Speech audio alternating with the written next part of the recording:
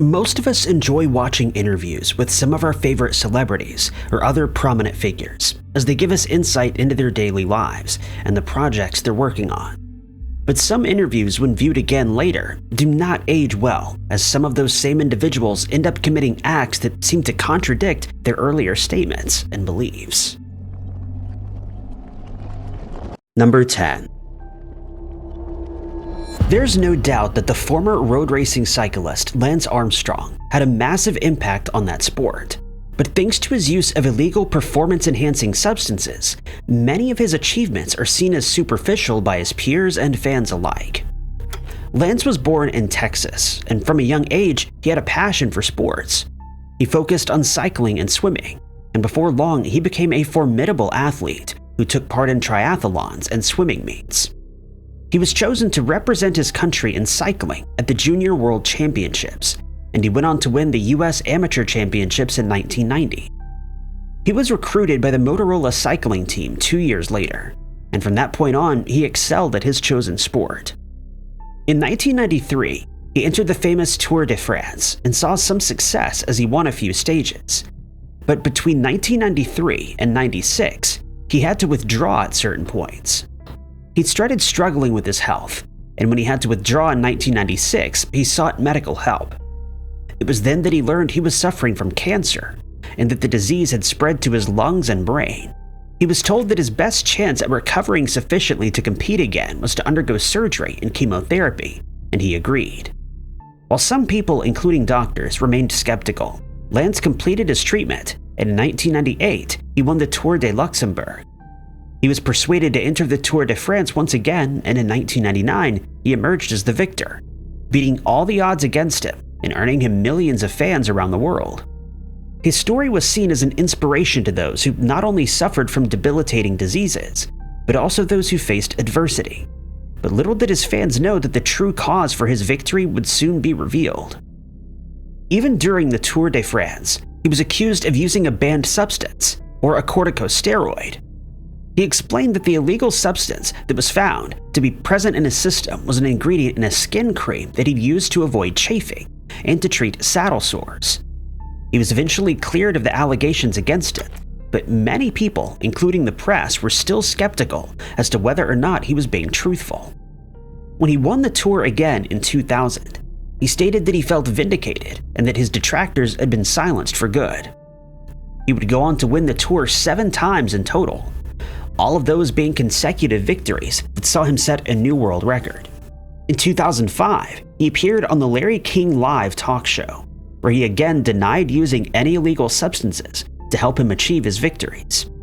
He decided to step away from competitive racing in 2008, but the following year he announced his comeback. This time he finished 3rd in the Tour de France, and in 2011 he definitively retired. He'd become a true cycling legend, but his time in the limelight was about to come to an end, thanks to an email sent to a USA Cycling official by Floyd Landis, one of Armstrong's former teammates.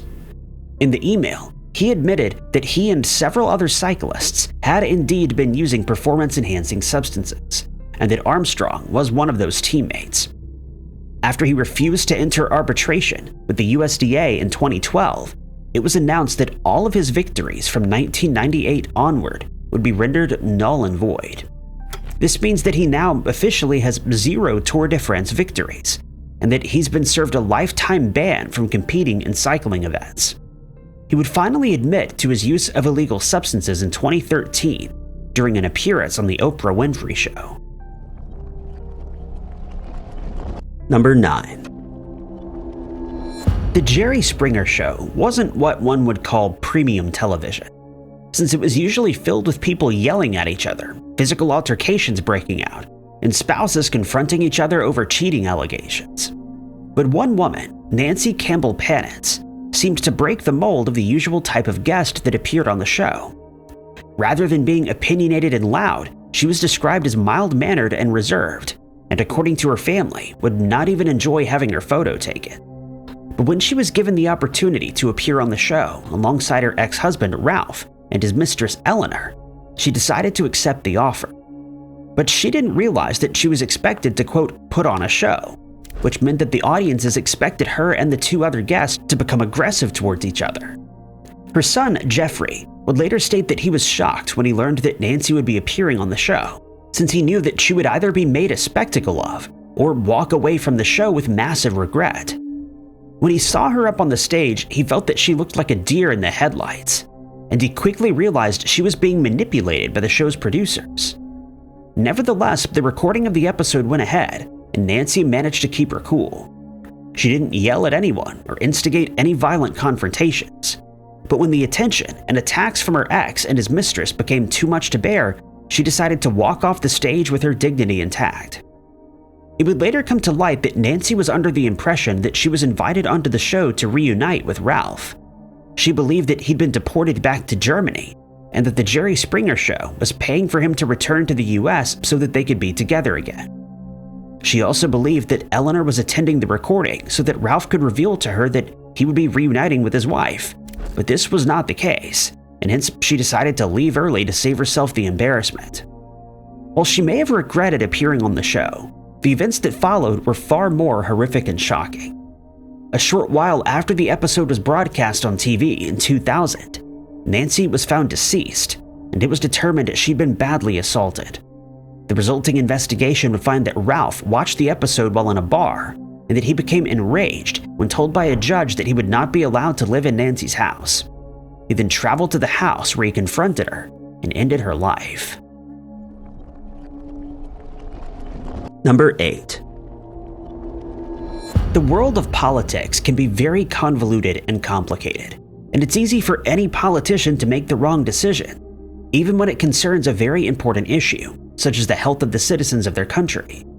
This is true for politicians around the world, and one man, the then Minister of Agriculture in England, John Gummer, learned his lesson the hard way while being interviewed for a news segment in 1990. At the time, the English public had become ever more concerned over the safety of beef in the country, since mad cow disease, also known as bovine spongiform encephalopathy, the first case of which was identified in England in 1986. It was then decided that any infected cattle were to be eradicated, but the number of cases continued to grow, and with it the fears of the public. People started speculating that the disease could be transmitted from cattle to humans, and it started having a serious effect on the sale of beef products. Beef was removed from menus in many restaurants and from hundreds of schools across England. It was decided that the Commons Agriculture Select Committee should conduct an inquiry into the dangers of humans consuming affected beef products, and Gummer was set to give evidence since he believed there was no risk whatsoever, as long as the product was cooked properly. The former Agriculture Minister, Jerry Wigan, expressed his frustration at the fact that beef had been removed from school menus, since he also believed the public was overreacting, even though the research had not yet been completed. Others remained adamant that they would refrain from consuming beef until a definitive study had been carried out, since the risks involved remained unknown.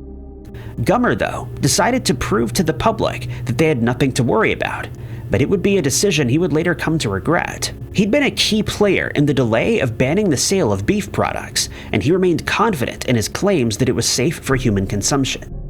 To prove this, he attended an event in Suffolk, to which he invited several reporters and camera crews with his daughter in tow. While being interviewed, he purchased a hamburger, and while assuring the public that it was safe to consume, he tried to feed it to his daughter, but she refused to eat it, stating it was too hot. Gummer laughed the incident off and took a healthy bite out of the burger, reiterating that the government was supporting of his stance. He added that he and his family would continue to consume beef without fear. In 1996, 6 years later, it was finally announced that mad cow disease was indeed harmful to humans, and it had been proven fatal in some cases. It was also proven that the disease could be transmitted to other species, such as cats, dogs, raccoons, and sheep, to name just a few. The first person to lose his life to the disease was a 19-year-old man, and it was finally confirmed it could be transmitted from cattle to humans. This put Gummer's TV appearance in a whole new light. Number 7. Years before his true nature came to the fore, a man named Gavin Plumb appeared on a BBC documentary, during which he spoke to interviewers about his struggles with obesity. His weight had affected his life to the point where he'd become somewhat of a recluse, and at one point, he could be seen explaining that he only really ever left the house to place a fresh bag in his trash can, and it was placed outside his front door. At the time, he was living in Harlow, Essex, and in 2016, he revealed he'd been stuck in his apartment for about 4 years as he was unable to walk long distances thanks to his weight. He added that he was last able to leave the apartment unaided in 2014, when he attended his parents' wedding vow renewal ceremony.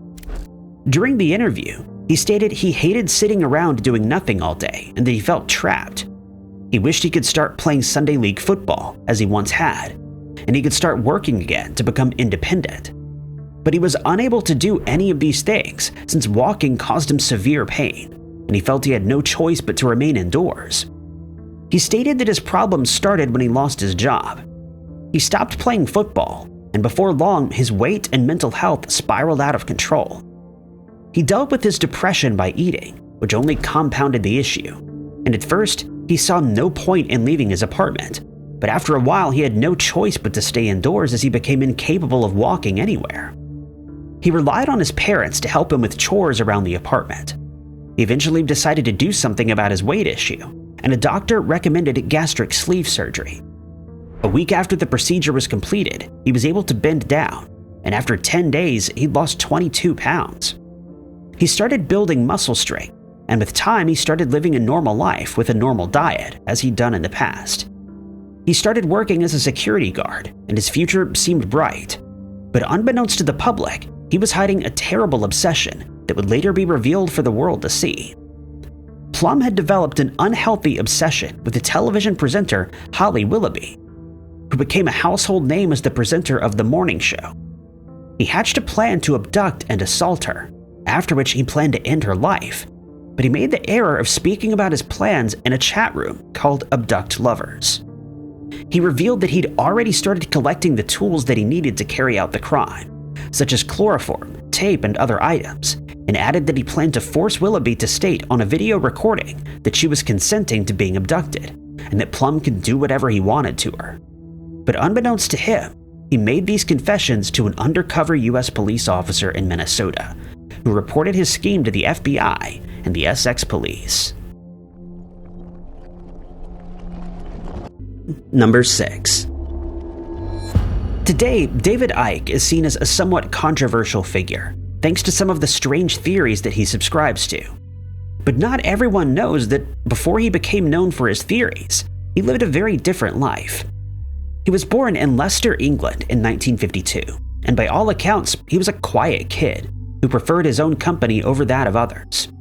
While he was in school, he started playing football and served as his team's goalkeeper. He proved to be very proficient at this, as he was chosen for the Coventry City youth team, and it seemed as though he was heading for a promising football career. But after he was diagnosed with rheumatoid arthritis, he was forced to give up that dream, since he was no longer able to perform as he had before. He then started a career as a reporter and started working for the Leicester Advertiser. But before long, he moved on to the Leicester News Agency, and he started reporting on football for BBC Radio Leicester after that, and held jobs at the Loughborough Monitor, BRBM Radio, and the Leicester Mercury. He started appearing on television while employed by Midlands Today, and in 1981, he became a household name when he started working for Newsnight. He also presented sports news for the Breakfast Time show, and in 1983, he started appearing on the BBC's then biggest sports show, Grandstand. Before long, he was considered one of the leading authorities in sports news in England, but by the end of the 1980s, he'd started to grow bored with television, and he started setting his sights on green politics. This is when his life started taking a turn, as he started taking an interest in alternative medicines and New Age beliefs. He authored a book called It Doesn't Have to Be Like This, in which he revealed his opinion on our environment and the problems that it faces. His life had taken an unexpected detour, but it only got more bizarre when he started claiming that he could feel a strange presence around him at all times, and that it guided him to certain paths in his life. After a psychic told them that he was sent to Earth to become a spiritual healer, he started claiming that he was receiving messages from the spirit world. and he wrote 5 more books detailing his links to certain spiritual beings. He started making strange predictions, including that certain areas would experience earthquakes, and that we would one day invent new flying machines that would ease congestion around the world. In 1999, he appeared on Wogan, a talk show hosted by Terry Wogan, and there he made the stunning claim that he was the Son of God. This interview has been hailed as one of the strangest in TV history, as Wogan repeatedly told him that the audience wasn't laughing with him, but at him. He'd gone from being a respected sports expert to a laughingstock in a matter of minutes, but he also gained thousands of fans in the process. He's since made more controversial claims, such as stating that the world is run by a race of lizard people, that humans are made up of energy fields, and that the reality we live in is nothing more than an illusion. Number 5. Jonathan Majors is an American actor who's best known for portraying the character of Kang the Conqueror in the Marvel Cinematic Universe films. But he has appeared on several TV shows and movies, including Lovecraft Country and the boxing drama Creed III. Majors originally hails from Lompoc in California, and he spent the majority of his childhood growing up on Vandenberg Air Force Base, which is now known as Vandenberg Space Force Base. After the family moved to Texas, his father started a new life elsewhere, and they wouldn't see him for 17 years. Because of this abandonment, the family was left in a precarious financial situation, and they'd move around often. After settling in Dallas, Texas, his mother became a pastor, but Majors would often find himself in trouble for fighting with other children and shoplifting. He also struggled to get along with his family at times, and for a while was forced to sleep in his car after he was kicked out of the house.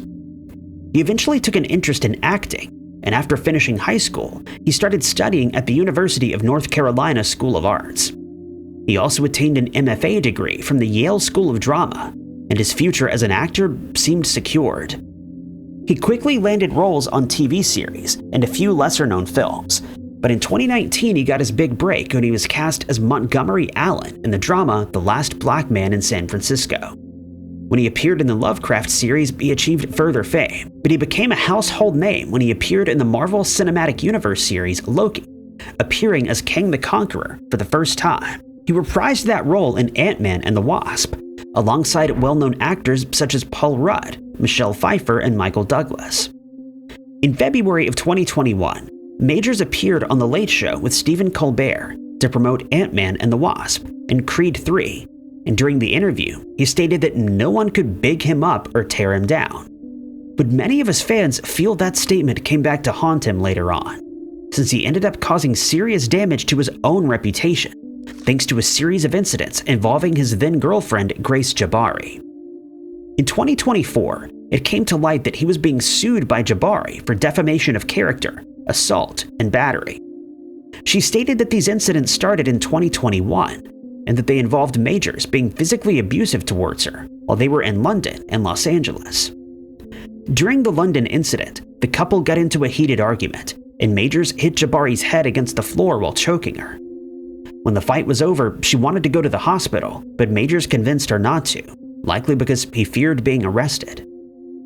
After these incidents, he would repeatedly deny being abusive towards her, stating that she was crazy and a liar, who was only looking for attention. He was eventually found guilty of assault in the 3rd degree and harassment in the 2nd degree, and at last, he admitted that he was indeed guilty. Number 4. Tom Cruise's 2005 appearance on The Oprah Winfrey Show needs no introduction, thanks to his strange behavior on that day. During the interview, he was asked by the host about his new relationship with the actress Katie Holmes, and what followed went down as one of the most iconic moments in the show's history. Cruise started jumping up and down, pumping his fist, and at one stage, jumping up and down on the couch that he was seated on. He then ran backstage to get Holmes, and the couple could be seen hugging on the stage to the delight of their fans. By this time, it was well known that Cruise was a member of the controversial Church of Scientology, and to the dismay of many of her followers, Holmes announced that she was taking courses that would allow her to join the church too. Later that same year, they announced their engagement at the premiere for the film War of the Worlds, and Cruz stated that they intended to start a family together. Holmes fell pregnant, and in April of 2006 they had a daughter.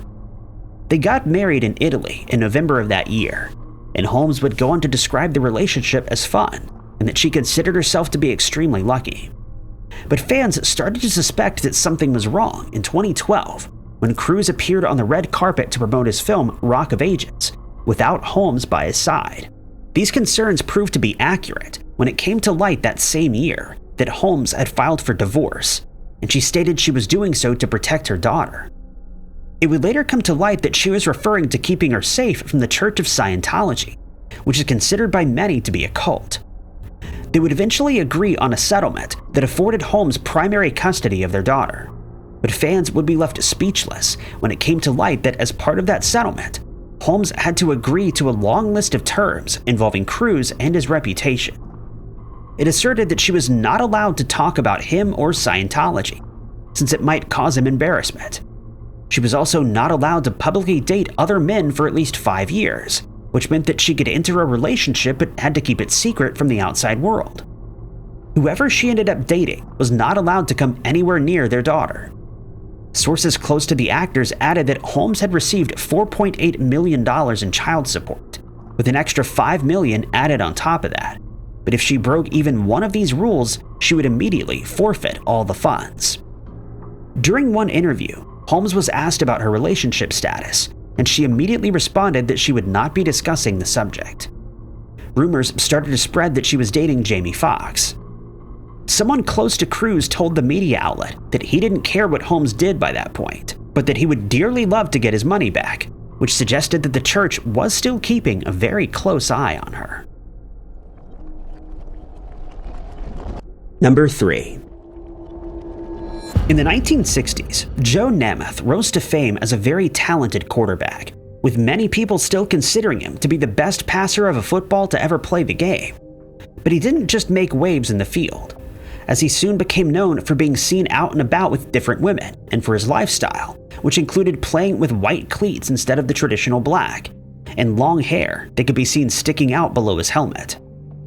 He bought a nightclub called Bachelor's 3 in 1969. And that year he stepped away from football for a while during a dispute over ownership of the business.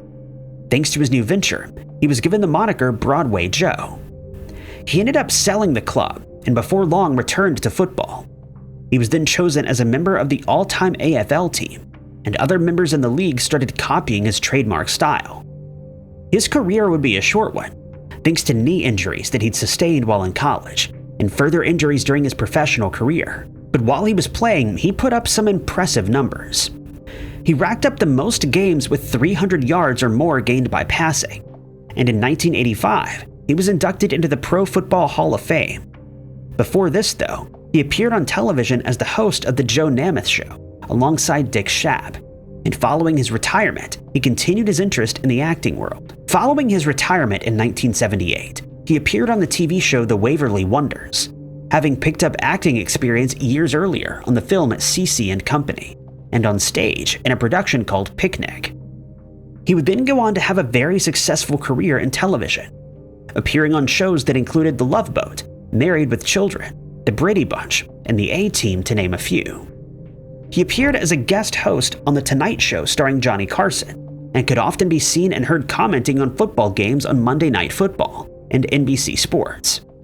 But despite the massive reputation that he built up as a football player, actor, and commentator, one interview has stuck in the minds of many of his fans, largely due to revelations that Namath made years later.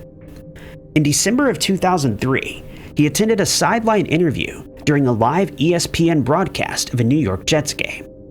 He was seen answering questions by reporter Susie Colbert, but from the start, something seemed off. Namath seemed incoherent at times, and to the shock of viewers, at one point completely ignored the question posed to him, instead telling Colbert he wanted to kiss her. He quickly backtracked, stating he couldn't care less about the fact that the team was struggling. Colbert did her best to shrug off the comment, but when he repeated it, she quickly ended the interview, stating that she would take it as a compliment. Namath would later admit that he'd been drinking for several hours at that point, and he would admit that he'd been struggling with alcoholism for years, to the point that it nearly cost him his life. Thankfully, the incident served as a sober reminder, and he's since told the media that after viewing clips of that interview, he immediately stopped drinking since he was extremely embarrassed by his behavior that day. Number 2. The well-known actress Lori Laughlin rose to fame for her role in the sitcom Full House, in which she played the part of Aunt Becky. But her reputation took a serious hit thanks to her controversial actions in 2019. Laughlin was born in Queens, New York, but she spent much of her childhood in Oceanside, Long Island. She took an interest in acting from a young age, and when she was 11, she got word that a friend of her mother's was taking her daughters to Manhattan to meet with a modeling agency. She persuaded her mother to let her tag along, and to her surprise, she landed a modeling contract. She made her TV debut at the age of 15 when she appeared on the soap opera The Edge of Night, and remained on that show until 1983. She'd made a name for herself, and soon was asked to appear in several movies and TV series. But it was in 1988 that she became a household name when she first appeared in Full House alongside Bob Saget and John Stamos. She was only supposed to appear in 6 episodes, but proved to be so popular with viewers that she was asked to become a regular cast member. And from here, her career truly flourished. But in March of 2019, it would come to light that Laughlin had been doing something that she shouldn't have, when she and her husband, Massimo Giannulli, were arrested and charged with money laundering, conspiracy to commit mail and wire fraud, and honest services mail fraud. It was revealed that the couple had been involved in a scheme that would see their daughters illegally gain entry into the University of Southern California, since they were fraudulently presented as athletic recruits. She would later admit that she made a terrible decision, and that the incident would bring an end to her marriage. She was finally found guilty and ordered to pay a $150,000 fine and complete 100 hours of community service. Number 1. Not many people know that before his life took a downward turn, O.J. Simpson was in the process of filming a 2-hour made-for-TV movie called Frogmen, in which he was set to play the lead role. If all went well with the movie, it was supposed to be picked up by NBC as a TV series, but this never happened since Simpson's life soon spiraled out of control. Many people touted it as the next A-Team, since the show centered on a group of ex-Navy SEALs that was tasked with completing a series of dangerous missions while stationed in Malibu, California. Simpson was supposed to play the role of John Bullfrog Burke, and he was set to appear alongside some major actors. Brian Lowry, a CNN media critic, would later reveal that in one scene of the film, Simpson's character mistakes his daughter for an intruder, and he ends up holding a sharpened blade to her throat before realizing his mistake. This scene, and an interview that Simpson attended on set at the time, would later be seen as foreboding, and with good reason. At the time, Frogmen was one of the most anticipated movies, and he was set to become the next big action hero. While on set, he was visited by an Entertainment Tonight reporter, and at one point they got to watch while a scene was being filmed. Simpson and his fictional daughter could be seen standing by the grave of his fictional wife, and they share memories that they had of her. In between filming, Simpson could be seen looking around the cemetery and jokingly stating, "We're the most lively people in this place." He also spoke to the reporter about his wife, Nicole Brown, and their children. His co-stars were singing his praises, stating he's one of the most pleasurable people they'd ever met and that he was a joy to work with. But that interview was soon seen as a foreboding one when Simpson was involved in a low-speed chase with the police after Brown and Ron Goldman were found deceased at her home in Brentwood, Los Angeles on the 17th of June, 1994, shortly after that segment was filmed. After the chase ended, he was taken into custody and charged with ending her life, but he maintained his innocence. That trial was followed by millions of people around the world, and it remains controversial to this day. It would come to light that Brown and her family had gone out to dinner in Los Angeles on the 12th of June that year, but when they left, she forgot to take her glasses with her. Goldman, who was a waiter at the restaurant, traveled to her home to return the glasses, and he would lose his life alongside Brown. Simpson, who'd been interviewed by the police, was ordered to hand himself over on the 17th of June, but he refused, and the low-speed chase ensued. The chase was viewed by thousands of people, live on television, but Simpson eventually surrendered to the police. At his trial, it was alleged that Simpson had been physically abusive towards Brown, and that he was known to be jealous and controlling. Famously, he was asked to don a glove that was found at the crime scene, but it didn't fit his hand, and in the end, he was acquitted. But he has been ordered to pay $33.5 million to the families of the victims, and many people believe that he was, in fact, guilty of ending Brown and Goldman's lives that night. Thank you guys so much for watching. If you liked this video, be sure to hit that like button. Also, don't forget to subscribe and click that notification bell to keep up to date with all of our future uploads. But my name is Ty Knotts, and I'll catch you guys in the next video.